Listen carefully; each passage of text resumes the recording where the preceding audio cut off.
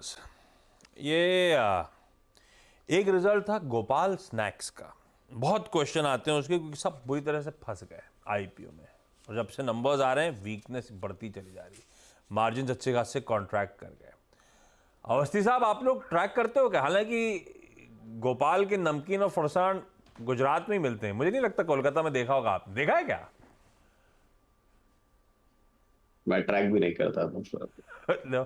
जो खिलाएगा नहीं तो उसको आप ट्रैक भी नहीं करोगे क्या? लेकिन दिक्कत में गप सर, ये गोपाल स्नैक्स आपको तो याद है, कई बार अपन यूट्यूब लाइव में रहते हैं तो रिटेल के क्वेश्चन हैं क्योंकि सब फंस गए थे इसमें। मेरे ख्याल से इसका इशू प्राइस था 400 प्लस का कहीं था और मामला गड़बड़ा गया उसके बाद।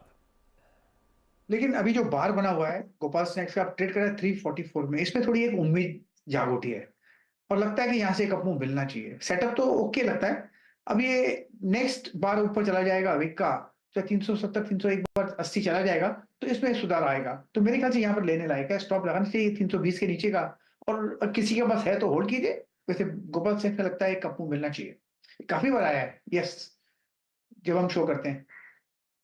आपको इसलिए याद है क्योंकि नमकीन और फरसान अपन दिन लंच के टाइम बात करते थे।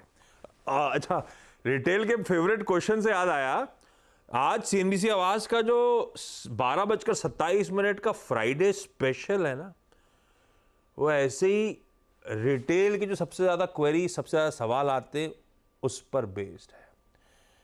कुछ स्टॉक्स की हाईलाइट आपको स्क्रीन पे दिख भी रहे होंगे, लेकिन सब जानना चाहते हैं किसी येस बैंक, किसी वोडाफोन आइडिया, किसी इरीडा वगैरह वगैरह पे अपने व्यूज क्या हैं, क्या करना चाहिए, क्या नहीं करना चाहिए, सुजलॉन, ऐसे ही और भी स्टॉक्स हैं। तो इन्हीं पर 12:27 पर द रिटेल Q&A ये होगा आज 12:27 पर। जुड़िएगा हमारे साथ। अच्छा, अब ये एस्कॉट्स, क्यूबोटा और एसआरएफ, मेरे ख्याल से इन दोनों के नंबर्स पे तो रिएक्ट कर चुके हैं, इनके कॉन्फ्रेंस कॉल्स के अपडेट्स आए। शिल्पा जी, ये दोनों चार्ट टटोल के रखिएगा, डेटा टटोल के रखिएगा, एस्कॉट्स, क्यूबोटा का और एसआरएफ का। आता हूं आपके पास मैम, कहीं कोई ट्रेड वेट दिख रहा हो तो आप बता दीजिएगा, पोजीशन कैसे है वो समझा दीजिएगा। हर्षदा, क्या अपडेट्स हैं? एस्कॉट्स के नंबर्स कल दोपहर में आए थे आशीष, तो ये ज्यादा रेलेवेंट है आज के लिए।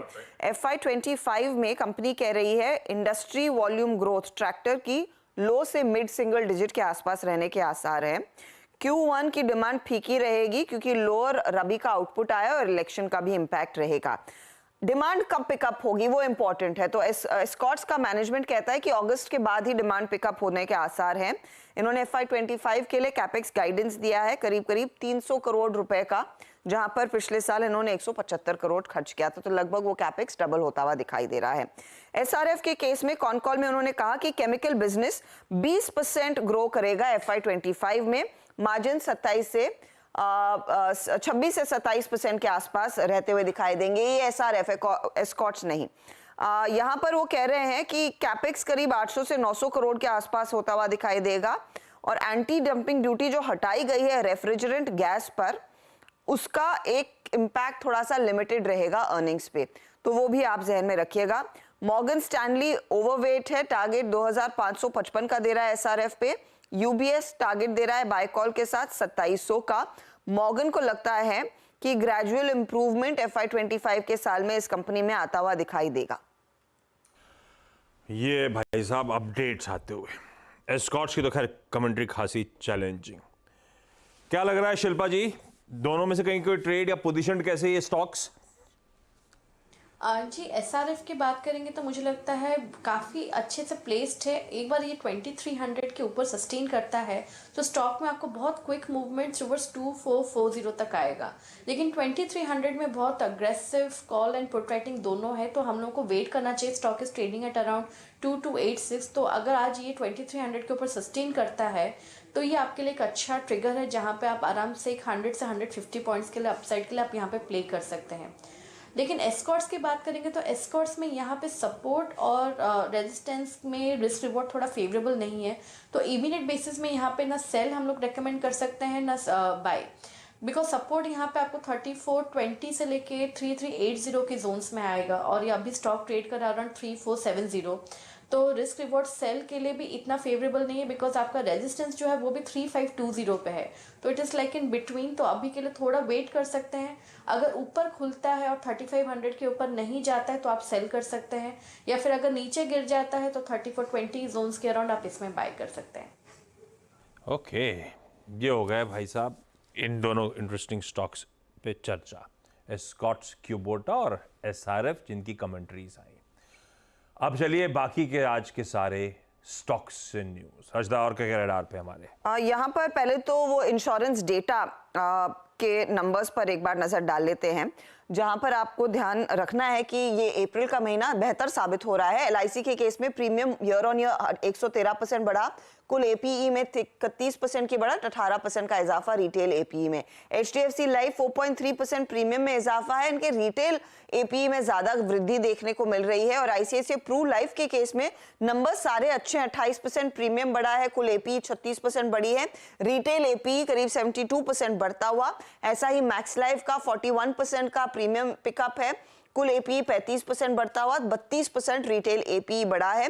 एसबीआई लाइफ के केस में 26% प्रीमियम में इजाफा, 21% कुल एपीई में इजाफा और 20% रिटेल एपीई बढ़ती हुई दिखाई दी है। तो ये वो नंबर्स है जिस पर आज रिएक्ट करेंगे हम। पीएनसी इंफ्रा आप रेडार पर रखिएगा, इसकी इकाई ने एक सेटलमेंट किया है एनएचएआई के साथ, 398 करोड़ का ये मामला था। सोलारा एक्टिव ने कह दिया है कि 450 करोड़ ये राइट्स के जरिए रेस करेंगे, जो प्राइसिंग है वो करीब 375 रुपए के आसपास आती हुई दिखाई देगी, अच्छे खासे डिस्काउंट पर वो होगा। शाह मेटालिक्स ने अप्रैल का अपडेट दिया है, स्टेनलेस स्टील सेल्स 33% बढ़ी हैं, एल्यूमिनियम फॉयल सेल्स 22% बढ़ी हैं, स्पेशलिटी एलॉय सेल्स में हालांकि 7% तक की गिरावट दर्ज होती हुई दिखाई दी है। ये कुछ डिटेल कंपनी ने शेयर किए हैं। ब्रिगेड एंटरप्राइजेस कह रहा है कि रेसिडेंशियल प्रोजेक्ट बैंगलोर में डेवलप करने वाले हैं, ग्रॉस डेवलपमेंट वैल्यू 660 करोड़ के आसपास की रहेगी। पेटीएम के लिए एक अपडेट आया है। पेटीएम ने इनफैक्ट मीडिया में जो रिपोर्ट सजेस्ट की गई थी कि आदित्य बिरला और दूसरे लेंडिंग पार्टनर्स इनसे अलग हो रहे हैं क्योंकि यहाँ पर कुछ दिक्कतें आ रही हैं पेमेंट्स को लेकर या फिर गारंटी को लेकर, कंपनी ने कहा है कि हम एक डिस्ट्रीब्यूटर हैं और ये कोई फर्स्ट लॉस डिफॉल्ट गारंटी नहीं देते हैं अपने लोन पार्टनर्स के अलावा किसी और को। तो ये फिलहाल एक खुलासा आता हुआ पेटीएम पर। अच्छा, यूपीएल एक बार मेंशन किया गया था, आई थिंक शरद ने इस पर एक पर्सपेक्टिव दिया आपको बाय कॉल।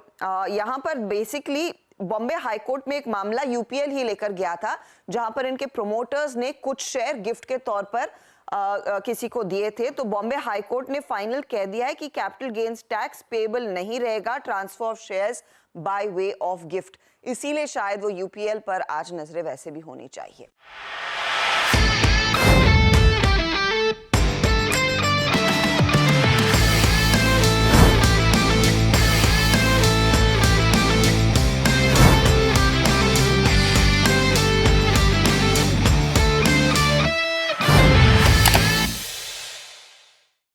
बता दें कि मनी कंट्रोल पर दिए गए विचार एक्सपर्ट्स के अपने निजी विचार होते हैं।